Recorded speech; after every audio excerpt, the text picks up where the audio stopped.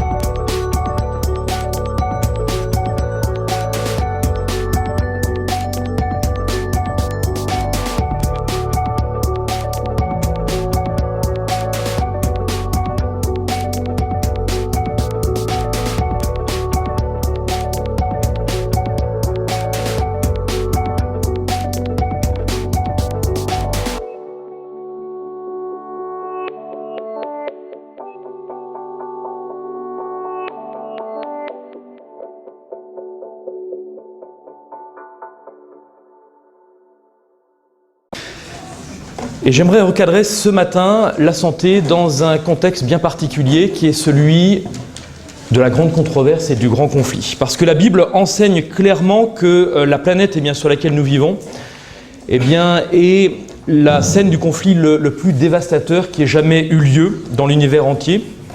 Et nous ne pouvons en comprendre pleinement les enseignements bibliques qu'à la lumière de cette controverse qui a lieu encore aujourd'hui. Et nous ne pouvons trouver de réponse satisfaisante aux questions importantes de la vie que lorsque nous comprenons réellement la nature, l'origine et le but et l'issue de ce conflit et qui se déroule entre les forces de Satan et les forces de Dieu. Ce concept de la grande controverse, c'est le point central qui jalonne la Bible de la Genèse à l'Apocalypse. Et plus qu'aucune autre doctrine, la vérité au sujet de cette controverse avec ses nombreuses implications, sert de toile de fond à la parole de Dieu. Et quand le conflit aura pris fin, de fait, seulement auront compté dans notre vie que chacun d'entre nous est engagé dans une guerre, dans une lutte sans merci, une lutte à mort, et que Jésus-Christ a déjà remporté la victoire à la croix. Toutes les choses pour lesquelles nous aurons consacré du temps, de l'énergie, etc., n'ont aucune importance face à ces deux éléments. Et pour recadrer et pour revenir à l'origine de ce conflit, la Bible ne nous laisse aucun doute face à l'origine du conflit, de cette grande controverse. Et aussi paradoxal que cela puisse paraître, cette grande controverse va prendre naissance dans le plus invraisemblable de tous les lieux, l'environnement parfait du ciel. Ça paraît paradoxal, mais c'est dans ce lieu que va naître et que va surgir cette grande controverse. Et ce fait seul, et ce fait à lui seul, permet de comprendre toute la subtilité qu'il y a derrière cette grande controverse, ou tout du moins le contexte de la naissance de cette controverse.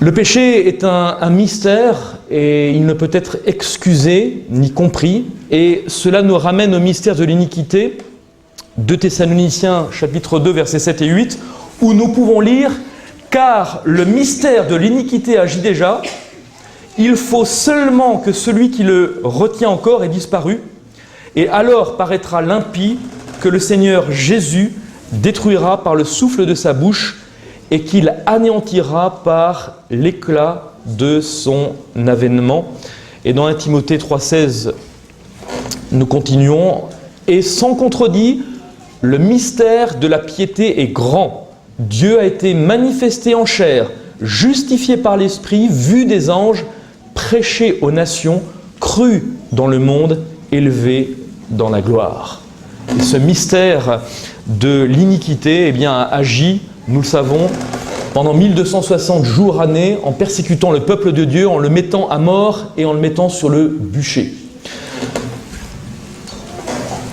Lucifer, cet être parfait, qui a été créé, tout du moins parfait, c'est ce que nous lisons dans Ézéchiel chapitre 28 au verset 15, qui était le plus élevé des anges, va défier le gouvernement de Dieu et il va diffamer le caractère de Dieu en disant que Dieu est un Dieu injuste et que la loi de Dieu est une loi injuste. Et dans Apocalypse chapitre 12 versets 7 à 9, nous pouvons lire très clairement qu'il y eut guerre dans le ciel. Il y eut une guerre. Ce n'est pas une guerre comme ça imaginée, non, c'est une guerre réelle avec des enjeux. Et Lucifer, qui plus tard va être appelé Satan, avec ses anges, le tiers des anges qu'il a réussi à séduire et qui ont sympathisé, qui se sont ralliés à sa cause, va être précipité sur la terre, ainsi que ces anges. Et notre planète va devenir le champ de bataille de la plus grande guerre qui n'ait jamais eu lieu, et elle est restée depuis 6000 ans. Notre terre, est la scène d'un conflit, et ce conflit va durer jusqu'à ce que Satan et ses anges ne soient complètement détruits. Et c'est ce à quoi nous aspirons tous, parce que enfin, la souffrance et la mort prendront fin. Et tant que nous comprenons peu de choses au sujet de Satan, l'instigateur et le chef de cette rébellion, nous ne pouvons pleinement saisir la signification, la portée de ce conflit. Beaucoup de chrétiens, et même dans notre Église, ont peur de parler ou de dire quelque chose concernant Satan, mais sa haine et cette guerre qu'il a contre le peuple de Dieu ne cesseront pas parce que nous n'en parlons pas. Tragédie des siècles, page 563, nous dit cependant que le grand séducteur ne redoute rien que de voir sa ruse découverte. Il n'aurait pas l'avantage si on comprenait sa méthode. Ça, c'est une citation de Témoignages pour l'Église, volume 1, page 119. Et ce matin, nous allons essayer de prendre connaissance de quelques stratagèmes de l'ennemi. Et si nous ne devons en aucun cas l'exalter ou trop insister sur son influence, eh bien, il nous a été également dit qu'une des raisons pour lesquelles nous avons si peu de capacité à lui résister est que nous sommes terriblement ignorants de sa puissance et de sa haine, et nous ne réalisons pas toujours l'immense étendue de cette guerre qu'il a menée et qu'il mène contre le Christ et contre l'Église. Et je vous renvoie à Tragédie des siècles, page 550. Ellen White nous dit que lors de la crise finale, l'ennemi trompera pour leur propre perte ceux qui ne cherchent pas à comprendre maintenant ses manières d'agir. Et je pense que quand elle dit maintenant, cela nous concerne plus particulièrement nous qui vivons en 2013. Et elle fait remarquer que parmi les soi-disant chrétiens, il n'est fait que rarement référence à Satan, si ce n'est de façon secondaire. Et il nous est très facile d'ignorer les nombreux signes et les astuces tout autour de nous. Bien sûr, Satan serait très heureux de nous voir rester dans cette condition d'ignorance. Et dans Messages choisis, volume 3, page 423, version anglaise, nous lisons « Son plus grand succès réside dans le fait de maintenir l'esprit des hommes dans la confusion et l'ignorance de ses stratagèmes, car alors il peut conduire l'imprudent comme s'il était aveugle. » Deux extrêmes sont cependant à éviter, douter de l'existence de Satan et lui accorder trop d'importance. Il y a un juste équilibre à avoir. Il est important de bien comprendre donc la nature de cette guerre. Connaître la réalité, connaître la puissance de l'ennemi, mes amis, ne suffit pas. Nous devons également connaître la réalité de cette guerre. Et la bataille quotidienne, personnelle, est tout aussi réelle que l'ennemi. Et dans Ministère de la guérison, page 103, nous lisons « Ce n'est pas un simulacre de bataille que nous sommes appelés, nous soutenons une lutte dont les résultats sont éternels. Nous avons à faire face à des ennemis invisibles, aux mauvais anges qui s'efforcent de dominer chaque être humain. » Ces dernières années, beaucoup d'entre nous ont pris conscience du danger qui menace à la fois nos biens et nos vies. Et en conséquence, nous avons eu recours à toutes sortes de techniques, toutes sortes, je dirais, d'appareils, que ce soit des alarmes, etc. Donc aujourd'hui, on a pris conscience plus que jamais de la fragilité dont nos maisons peuvent être violées et dont, par effraction, nous pouvons subir ces vols. En conséquence, donc, nous avons essayé de nous protéger et d'anticiper tout cela. Mais parce que nous ne pouvons pas les voir physiquement, quoique, nous pensons rarement aux mauvais anges qui cherchent continuellement à nous détruire et contre les attaques desquelles nous n'avons pas et absolument pas de défense. Et j'aimerais vous rappeler que la bataille aujourd'hui est bien plus intense qu'elle ne l'a jamais été. Parce que le désespoir de Satan s'est accru au fil des années, nous pouvons lire,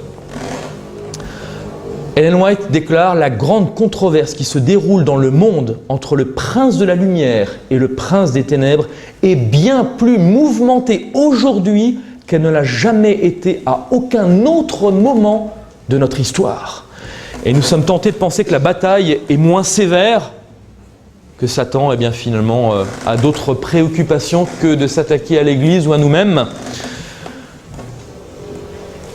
Nous pensons qu'il était beaucoup plus actif éventuellement pendant l'époque romaine ou pendant le Moyen-Âge où il mettait à mort, où il mettait sur le bûcher tous les chrétiens. Et aujourd'hui, nous vivons en pleine sécurité et donc Satan ne se déchaîne plus comme il pouvait le faire auparavant. Et au lieu d'utiliser l'instrument de la persécution, Satan a aujourd'hui recours à l'instrument beaucoup plus subtil du compromis pour atteindre son but. Que ce soit par les drogues, les différentes drogues, et pas toujours ceux auxquels nous pensons au premier abord, que ce soit la pornographie, que ce soit les formes variées de musique démoniaque, la sorcellerie, et sous une centaine d'autres manières, eh bien, Satan essaye de prendre astucieusement le contrôle des esprits humains. Et en conséquence, eh bien, nous sommes aujourd'hui témoins de meurtres en série, de suicides et d'autres formes de violence à une échelle sans précédent. Et nous sommes ébahis de l'immoralité du monde, et je peux vous dire qu'en France, on se rend compte aujourd'hui, et encore, c'est un avant-goût de ce qui va se passer quand vous allez voir que la théorie du genre va être enseignée dans nos écoles. Je peux vous dire qu'il y a de quoi réellement avoir peur pour nos enfants, quand on voit déjà ce qui se passe en Suède et dans d'autres pays. Et je peux vous dire que la France ne sera pas épargnée. Et nous avons une lutte terrible, parce que cette lutte, c'est une lutte à mort. De nos jours, le taux de divorce dans l'Église n'est pas loin derrière celui du monde. L'abstinence totale de la consommation d'alcool, de drogue, faire l'amour avant le mariage, et là je pense aux jeunes en particulier, tout ce style de vie, eh bien, ce sont des choses qu'on oublie. Et on calque notre fonctionnement, notre mode de vie sur celui du monde. Et les lignes de combat se dessinent de plus en plus. La controverse non seulement se poursuit, mais je peux vous dire qu'elle s'intensifie chaque jour de plus en plus. Nous vivons sur un champ de bataille. Vivre sur un champ de bataille, c'est jamais agréable. Parce qu'il s'agit de lutte, il s'agit de souffrance, il peut s'agir quelquefois de mort. Mais vivre sur un champ de bataille, eh bien, c'est également parler de victoire. Et il ne faut pas l'oublier, c'est également parler de guérison lorsqu'il n'y a plus d'espoir. Partout où nous regardons, eh bien, nous voyons les preuves que nous vivons aujourd'hui sur ce champ de bataille.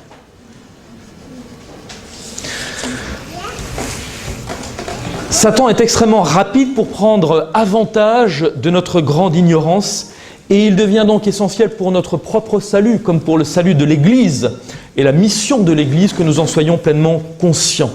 Et Paul, dans 1 Thessaloniciens, chapitre 5, au verset 23, déclare que tout votre être, l'esprit, l'âme et le corps soient conservés irrépréhensibles. Jusqu'à quand ?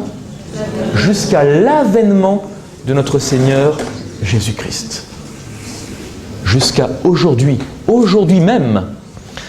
Et dans Tempérance, pages 13 et 14, Ellen White écrit « Ces énergies nerveuses qui communiquent avec l'organisme tout entier sont, écoutez bien, sont le seul moyen par lequel le ciel peut entrer en relation avec l'homme et agir sur sa vie intime. Ces énergies qui communiquent avec l'organisme tout entier sont le seul moyen. Elle aurait pu dire sont un des moyens, non, sont le seul moyen, il n'y en a pas d'autre. Et elle continue, tout ce qui trouble la circulation des courants électriques du système nerveux diminue l'intensité des forces vives et aboutit à émousser la sensibilité de l'esprit. Nous sommes il y a 150 ans, et nous parlons il y a 150 ans de circulation des courants électriques, ce que tout le monde ignorait à l'époque. Tout ce qui trouble la circulation des courants électriques, mes amis, nous met en danger. Et dans l'ouvrage « Pour un bon équilibre mental et spirituel », volume 1, page 60, elle déclare « En tant qu'organe de l'esprit, le cerveau régit le corps tout entier. Pour que toutes les autres parties de l'organisme fonctionnent normalement, le cerveau doit être en bon état. Et pour cela, le sang doit être pur. Si la pureté du sang est assurée grâce à de bonnes habitudes en matière d'aliments et de boissons, le cerveau sera convenablement nourri. Ainsi, mes amis, notre cerveau, parce que Satan sait que c'est le QG, le quartier général de tout notre organisme. Ainsi donc, le cerveau est devenu l'attaque principale de Satan. Satan sait exactement où il faut nous attaquer.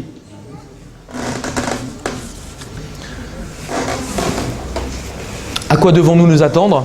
Paul nous déclare que tout votre corps, âme, esprit soit conservé, c'est-à-dire que nous devons nous attendre à ce que Satan attaque une de ces trois composantes, le corps, l'âme et l'esprit. Et de quelle façon peut-il s'y prendre?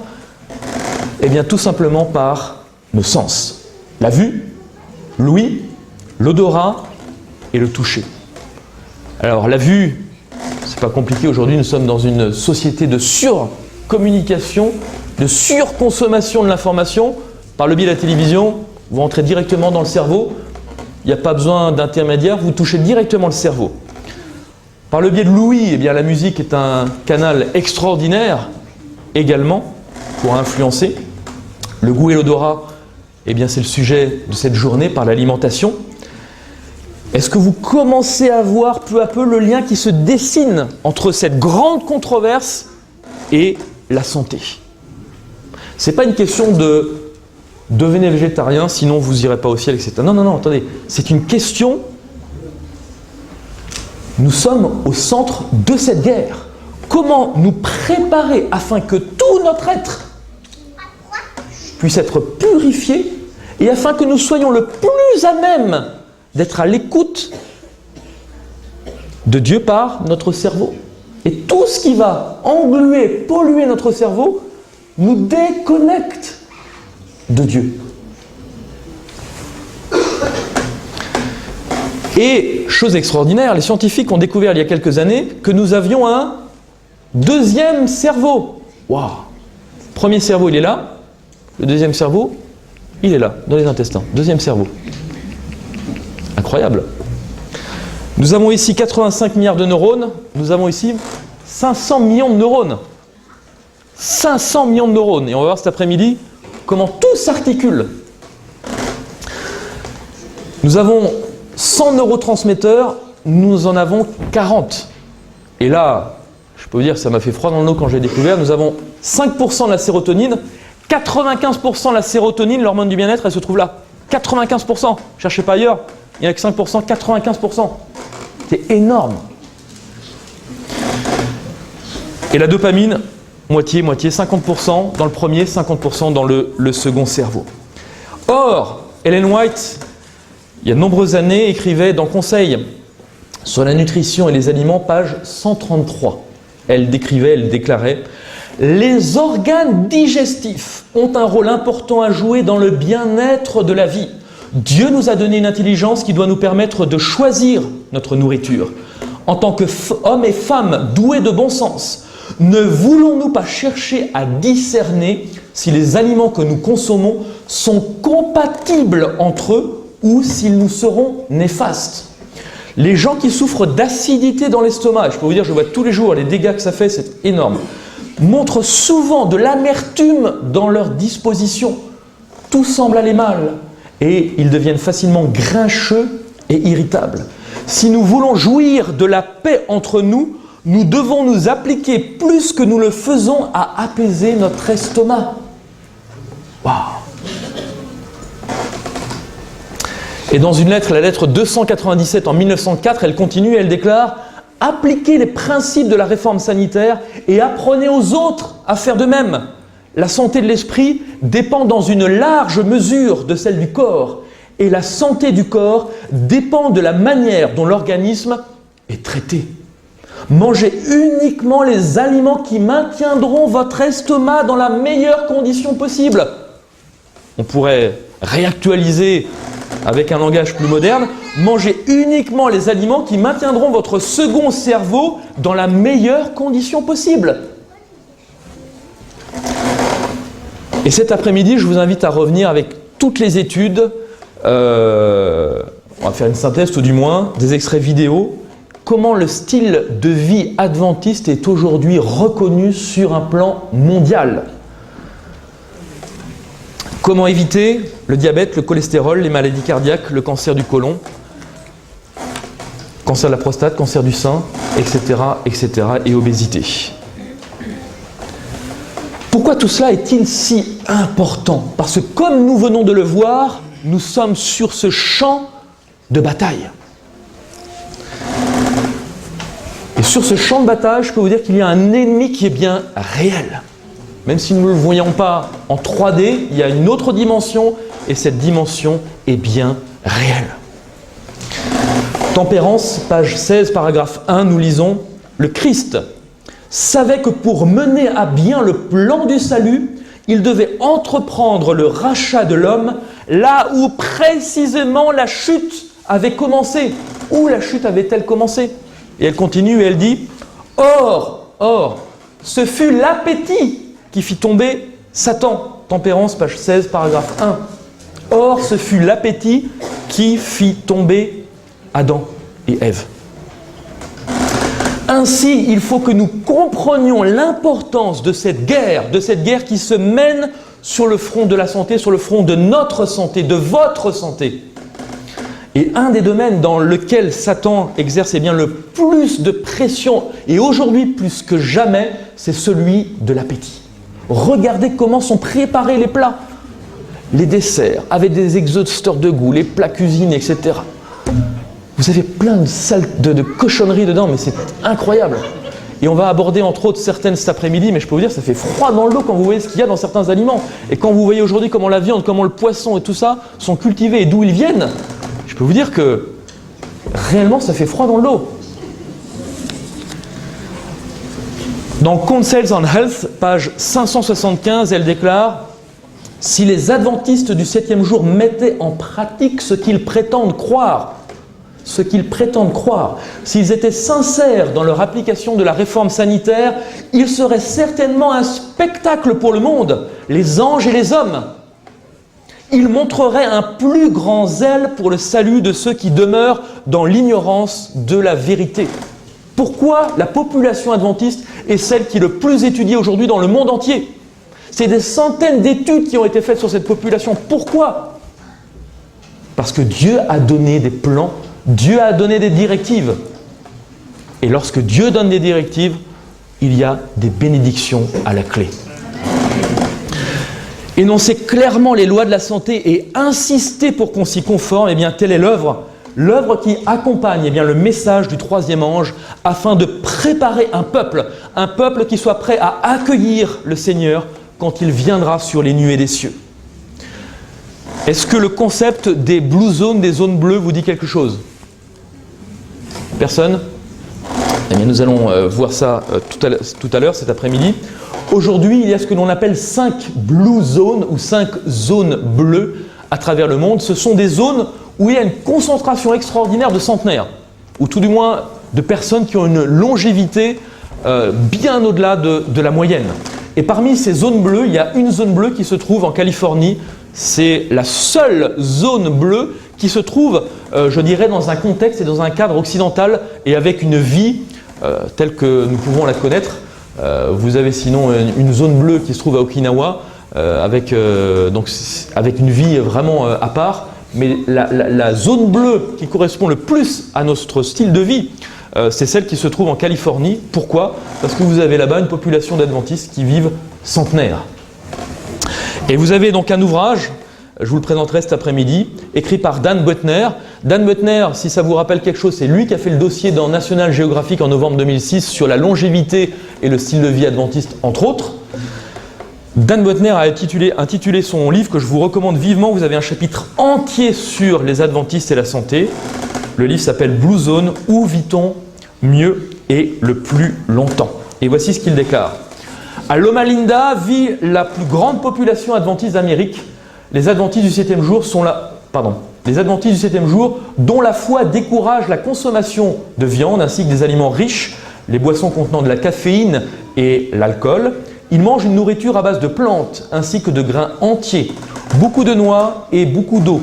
Ils mangent leur plus grand repas le matin et léger pour le dîner. Activité.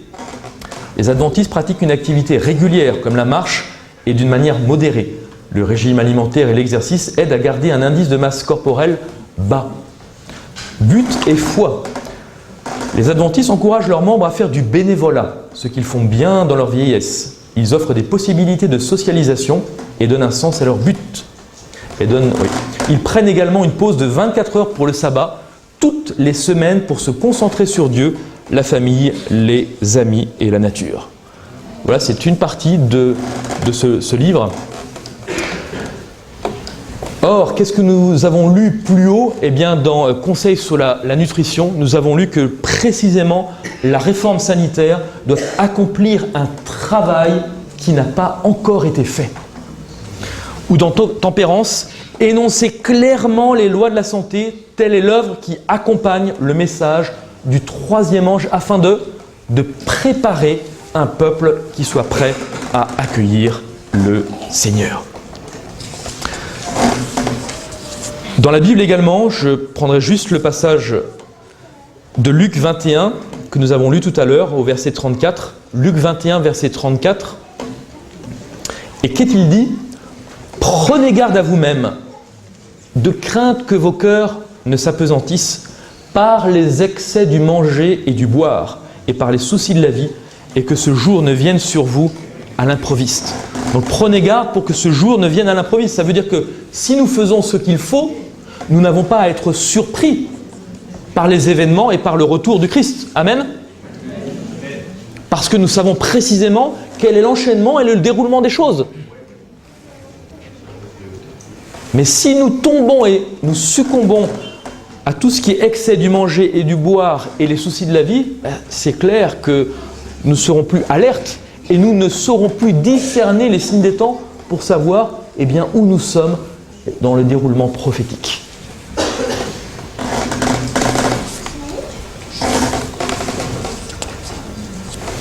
Il est d'ailleurs intéressant de noter que lorsque Dieu conduit le peuple d'Israël hors d'Égypte, il va leur donner une nourriture très particulière pour nettoyer leur corps. Et il est bien dommage que les Israélites aient voulu revenir à l'alimentation qu'ils avaient en Égypte. Dieu souhaite purifier un peuple afin que ce peuple puisse atteindre une position de sainteté respectable.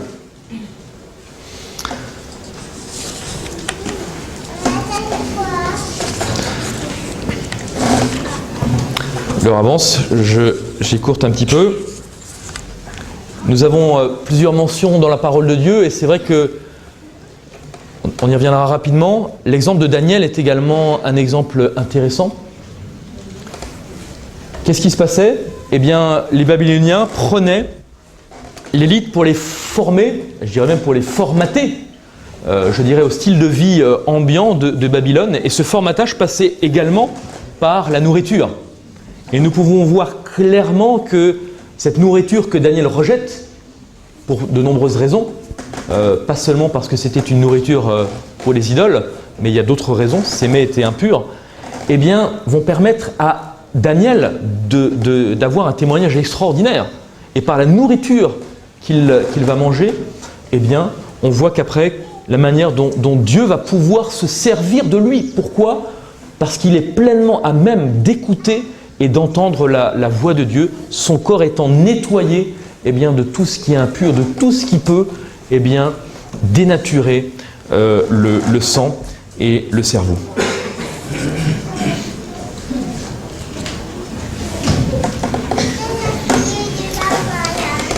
Les hommes se lancent souvent dans de nombreuses expéditions, dans de dangereuses expéditions, et certains le font pour conquérir une contrée. Et quand ils atteignent ce pays, que faisaient-ils? Que faisaient les conquistadors? Ils brûlaient le bateau qui leur avait permis d'arriver sur le rivage de cette nouvelle contrée. En brûlant le bateau, cela montrait clairement qu'il n'y avait pas de retour possible, de retour en arrière. Il n'y avait qu'une possibilité, c'était aller de l'avant. Et voici maintenant un petit plaisir, une petite faiblesse. Puis-je les abandonner? Que faire? Ils ont toujours été très chers et on s'accroche des fois à certaines choses, que ce soit par le biais de l'alimentation ou il y a tellement d'autres choses aujourd'hui auxquelles nous pouvons nous accrocher. Et souvent, eh bien, ils font partie intégrante de notre personne, voire de notre caractère. Et quelqu'un dira, ah, mais j'ai essayé d'abandonner ces choses, mais je suis retombé. Et maintenant, comment puis-je connaître autre chose que la rechute? Mes amis, est-ce que nous sommes devenus des tambours de machine? Nous avons appuyé sur un cycle non-stop où la machine tourne, tourne, tourne. Elle tourne tellement que finalement, on est bien dans le train-train quotidien à tourner en permanence. Savez-vous qu'une personne normalement constituée passe aujourd'hui 3h47 devant la télévision? 3h47. Quand j'ai vu la moyenne mondiale, je me suis dit, mais 3h47, c'est un vrai lavage de cerveau. Si vous voulez continuer à laver votre cerveau, vous rentrez le soir, vous appuyez. Et puis là, c'est un vrai lavage de cerveau. Est-ce qu'on a pris conscience de ça? Est-ce qu'on a pris conscience que ce qui est condamné dans les 10 commandements, c'est ni plus ni moins que ce que nous voyons, ce que l'on peut voir tous les jours à la télévision? Comment mettre en phase ce que la Bible condamne avec ce que la télévision et les médias peuvent nous proposer? Mes amis, dans la Bible, on nous parle d'un peuple qui cloche un coup à droite, un coup à gauche. Est-ce qu'on ne serait pas en train de faire la même chose? On cloche un coup à droite, un coup à gauche. Il y a une expression chez Ellen White qui dit « il pêche, il prie, il prie, il pêche, il pêche, il prie, il prie, il pêche ». Puis c'est le tambour à machine. Sans cesse, non-stop, non-stop, non-stop. Est-ce qu'il n'y a pas des priorités, mes amis, dans notre vie? Des priorités à revoir? Même si on ne regarde pas forcément 3h47 de télévision, mais ne serait-ce qu'une heure. Est-ce qu'on est capable de passer une heure de la même façon à lire, à étudier la Bible? Tous les jours. Parce que si les événements qui sont autour de nous continuent à se mettre en place, mais la Bible parle à un moment donné de criblage. Si nous sommes dans ce criblage, mes amis, ne serait-il pas le moment de faire le plein de l'huile? Si nous devons faire le plein de l'huile, comment faire le plein de l'huile en étant toujours à cloche-pied? Et en passant quelques minutes par jour parce que c'est métro, boulot, dodo, on n'a pas le temps. C'est sûr qu'on est tous rendus au même niveau. Satan a réussi à nous faire vivre une vie non-stop. Mes amis, n'est-il pas aujourd'hui le moment de revoir nos priorités? Se nourrir un jour par semaine, c'est pas suffisant. C'est comme si vous aviez 6 contre 1, vous avez une bataille, vous avez 6 individus qui se jettent sur un individu. Qui c'est qui va gagner? Les 6, hein. Vous avez 6 jours dans la semaine, qui c'est qui va gagner? C'est pas un jour ne va pas suffire à vous rendre plus sain et vous rendre sain pour les 7 jours pour la semaine entière. Ça serait facile. Mes amis, c'est tous les jours que nous devons nous mettre à genoux et que nous devons demander à Dieu non seulement son esprit, mais passer du temps avec lui. C'est vrai que c'est pas facile. Je m'inclus dedans, c'est pas facile, c'est une lutte terrible. Mais la Bible ne dit-elle pas que le royaume des cieux est fait pour les violents qui veulent s'en emparer? Si nous ne faisons pas violence tous les jours, mais on va être balayé, parce que je peux vous dire que ce qui arrive devant nous, ça n'a pas de quoi nous faire peur, non. Mais c'est pas une partie de plaisir, faut être honnête, c'est pas une partie de plaisir. C'est pas un parcours de santé, et puis on se dit voilà, on avance, c'est bon, il n'y a pas de souci, il n'y a pas de dégâts collatéraux. Non, il va y avoir beaucoup de dégâts collatéraux, mes amis. Quand Ellen White dit que même pas une personne sur 5 est prête, mais c'est pas inéluctable, c'est pas parce que les choses sont ainsi qu'on ne peut pas inverser les courbes. C'est possible. Si tous les jours on se nourrit. Il y a peut-être certains d'entre vous qui peuvent faire une demi-heure, 1 heure de transport par jour. Au lieu d'écouter votre Walkman avec la musique, etc., écoutez une prédication. Une demi-heure le matin, une demi-heure le soir, ça vous fait 1 heure de prédication, plus la Bible. Il y a de quoi se nourrir. Aujourd'hui, quand on voit la profusion de ce qui existe sur Internet en termes de prédication, il y a de quoi se nourrir. Si vous ne savez pas, vous venez me demander, je vous envoie toutes les références, mais il y a de quoi aujourd'hui.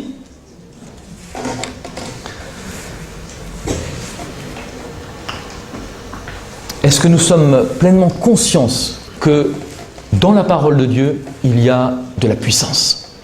Il y a un passage d'Ellen White qui dit que le fait de présenter la vérité ne suffit pas. C'est fort. Quand j'ai lu ce texte, j'ai lu peut-être 10 fois. Présenter la vérité, ça ne suffit pas. Si la puissance de la vérité ne l'accompagne pas, il n'y a rien. On peut connaître tout ce qu'on veut sur le bout des doigts, mais s'il n'y a pas cette puissance de la vérité qui l'accompagne, d'où vient cette puissance? Cette puissance, elle vient de la parole de Dieu. Est-ce que nous avons oublié que la grâce est une puissance pour le salut? La grâce est une puissance. Ce n'est pas une fois justifié, et puis toujours sauvé, c'est terminé, il n'y a plus rien à faire. La justification nous amène à cette transformation et à cette sanctification. C'est plus le tambour à machine, on appuie sur stop, on sort ce qu'il y a dedans, et on continue.